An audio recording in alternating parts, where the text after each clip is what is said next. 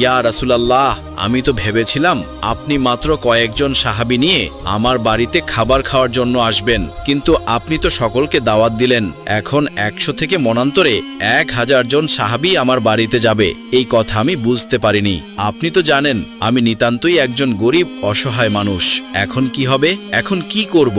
তখন বিশ্বনবী হযরত মুহাম্মদ সাল্লাল্লাহু আলাইহি সাল্লাম জাবের রাদিয়াল্লাহু তাআলা আনহুকে বললেন, হে জাবের, খানার বরকত দান করেন আল্লাহ, তুমি কোনো চিন্তা করো না, তুমি গৃহে ফিরে যাও এবং খানার আয়োজন করো। আর একটা কথা শোনো, তুমি আমাদের খাওয়ানোর জন্য কি আয়োজন করতে চাও? তখন জাবের রাদিয়াল্লাহু তাআলা আনহু বললেন, ঘরে সামান্য পরিমাণ জব আছে আর আমাদের একটি বকরির বাচ্চা আছে, সেগুলো আপনাকে খাওয়াতে চাই। তখন রাসূল সাল্লাল্লাহু আলাইহি সাল্লাম বললেন, তুমি যখন গোশত রান্না করবে তখন রান্না করার হাঁড়ির ঢাকনা দিয়ে ঢেকে রাখবে এবং রুটির খামি তৈরি করে একটি পাত্রের মধ্যে ঢাকনা দিয়ে ঢেকে রেখে দিও। আমি না আসা পর্যন্ত উভয় পাত্রের ঢাকনা খুলবে না।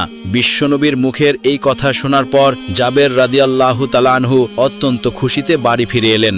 আল্লাহর রাসূল দাওয়াত কবুল করেছেন, এই খুশির খবরটা তার বিবিকে জানাতে হবে। এই খবর বিবিকে জানানোর পর বিবি শুনে খুব খুশি হলেন। এদিকে জাবের রাদিয়াল্লাহু তাআলা আনহুয়ের 2টি ছেলে সন্তান ছিল, যার মধ্যে বড় ছেলের নাম আব্দুল্লাহ, তার বয়স 8-9 বৎসর হবে।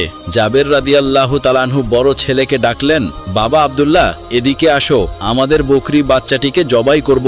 আজ আল্লাহর রাসূল আমাদের বাড়িতে খাবার খাওয়ার জন্য দাওয়াত কবুল করেছেন। তারপর ছেলেকে সাথে নিয়ে বাড়ির পাশে একটু দূরে গিয়ে বকরির বাচ্চাটিকে জবাই করলেন এবং গোশত কেটে রান্না করার মতো উপযুক্ত করলেন। এরপর তিনি হাঁড়িতে গোশত চড়ালেন আর কিছুক্ষণ পরপর পথের দিকে উকি দিয়ে দেখছিলেন যে আল্লাহর রাসূল এসে গেছে কিনা। এদিকে জাবের রাদিয়াল্লাহু তাআলা আনহুয়ের ছোট ছেলেটি ঘরের মধ্যে তখনও ঘুমিয়েছিল। ঘুম থেকে জেগে সে বকরির বাচ্চাটিকে খুঁজতে শুরু করলো, কারণ বকরির বাচ্চাটি ছিল তার অতি প্রিয়, তার সাথে সারাক্ষণ খেলা করত। সেই ছোট্ট ছেলেটি চারিদিকে খুঁজে না পেয়ে বড় ভাই আব্দুল্লাহকে জিজ্ঞাসা করলো, ভাই, আমাদের বকরির বাচ্চাটি কোথায়?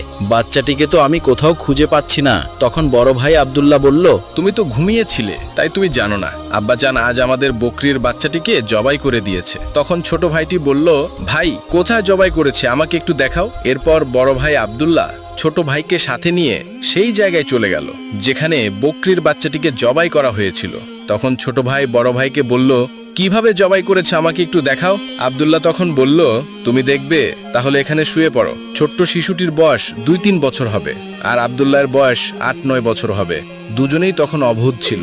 বড় ভাই আব্দুল্লাহর কথা মতো ছোট ভাই শুয়ে পড়ল।